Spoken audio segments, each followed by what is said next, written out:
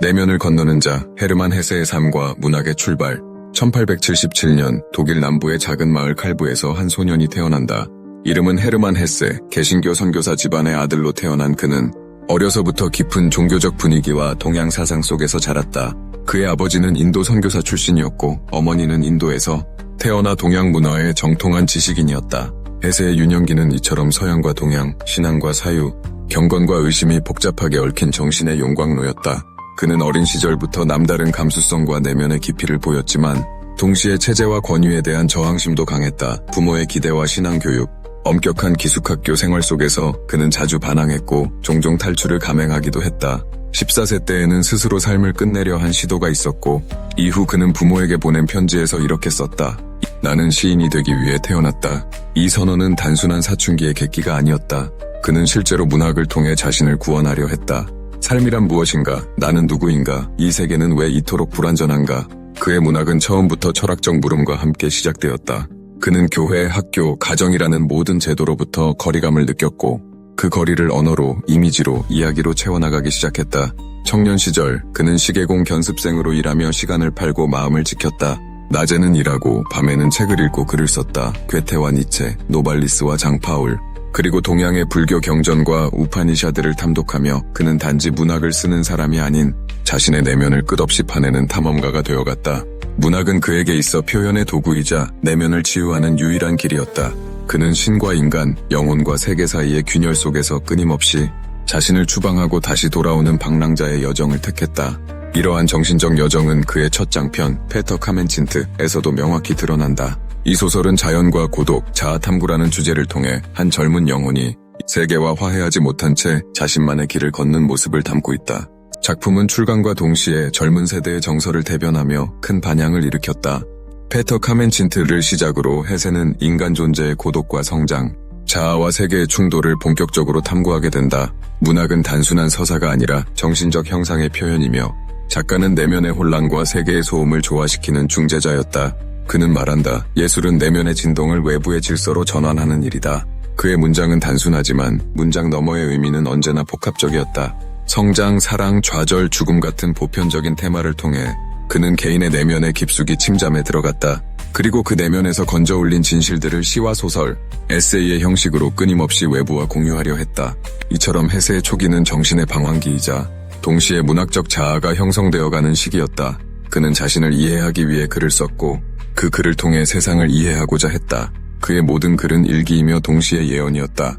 데미안과 시타르타를 통해 더욱 또렷한 형상으로 다가오게 될 것이다. 그의 진짜 여정은 지금부터다. 영혼의 계단을 오르다 데미안에서 유리알 유희까지. 헤르만 헤세의 문학은 데미안을 기점으로 결정적인 전환점을 맞는다. 이 작품은 단지 하나의 소설이 아니라 전쟁과 사회의 혼란 속에서 탄생한 한 시대의 정신적 선언이었다. 1919년에 발표된 데미안은 에밀 싱클레어라는 청년의 내면, 여정을 통해 인간 존재의 이중성과 자기 발견, 선과 악의 경계를 해체하는 서사를 그린다. 이 작품은 니체, 프로이트, 동양 사상의 영향을 받아 자기 자신으로 살아간다는 것이 얼마나 고통스럽고 동시에 숭고한 일인지를 예리하게 통찰한다. 데미안은 출간 직후 전후 세대의 독자들에게 폭발적인 반응을 일으킨다. 특히 정체성과 내면의 길을 탐색하던 젊은이들에게 이 소설은 일종의 정신적 안내서가 되었고 헤세는 단숨에 젊은 영혼의 스승이라는 이름을 얻게 된다. 그는 이 책을 통해 말한다. 진짜 삶은 바깥에 있지 않다. 그것은 우리 안에서 시작된다. 이후 그는 시타르타를 통해 동양 사상과 인간, 내면의 구도 여정을 더욱 깊이 있게 탐구한다. 고타마 붓다 시대의 배경 속에서 한 인간이 태어나 번뇌와 욕망, 방황을 거쳐 결국 지혜에 도달하는 이야기를 다룬 이 작품은 단순한 종교적 전기가 아닌 철저히 개인적이면서 보편적인 구도의 기록이었다. 시타르타에서 헤세는 깨달음을 추구하는 자가 반드시 외부 교리에 종속되는 것이 아니라 자기만의 고통과 경험을 통과해 삶 그 자체에서 진리를 길어올려야 한다는 사실을 강조한다. 데미안과 시타르타 이후 그는 황야의 1위를 통해 또 한 번의 실존적 파열을 기록한다. 이 작품에서 주인공 해리는 현대 문명 속에서 소외되고 분열된 자아의 상징이며 인간 안에 공존하는 야수성과 고상함, 욕망과 자각 사이의 갈등을 처절하게 그려낸다. 황야의 1위는 어두운 음조를 지니고 있지만 동시에 인간 존재에 대한 근원적인 애정을 놓지 않는다. 그는 파괴되지 않기 위해서는 스스로 안에 있는 수많은 자아를 껴안고 이해하고 통합해야 한다고 말한다. 이러한 문학적 여정은 마침내 유리알 유희라는 전인미답의 세계로 수렴된다.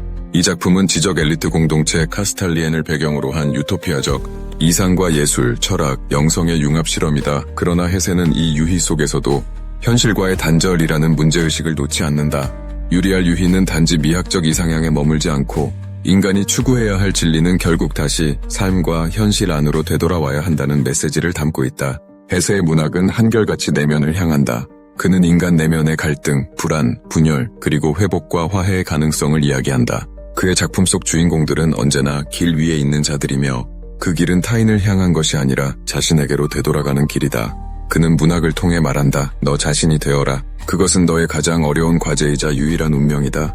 1946년 해세는 유리알 유희로 노벨문학상을 수상하며 생애 최고의 문학적 인정을 받는다. 그러나 그는 명예보다 고요한 독서와 정원 가꾸기를 더 사랑했다. 그는 죽는 날까지도 혼자 있는 법을 잊지 않았고 그를 통해 수많은 이들과 조용히 대화했다. 그는 자신이 남긴 글을 두고 이렇게 말했다. 나는 그저 나의 길을 걸었다. 그리고 그 길 위에서 누군가 잠시 멈추어 내 이야기를 들어준다면 그것이면 충분하다. 이제 우리도 그 길의 한켠에 서 있다. 혼란스러운 세상 속에서 우리도 저마다의 내면을 걷고 있다. 그리고 그 길 위에서 우리는 여전히 해세를 만나고 있다.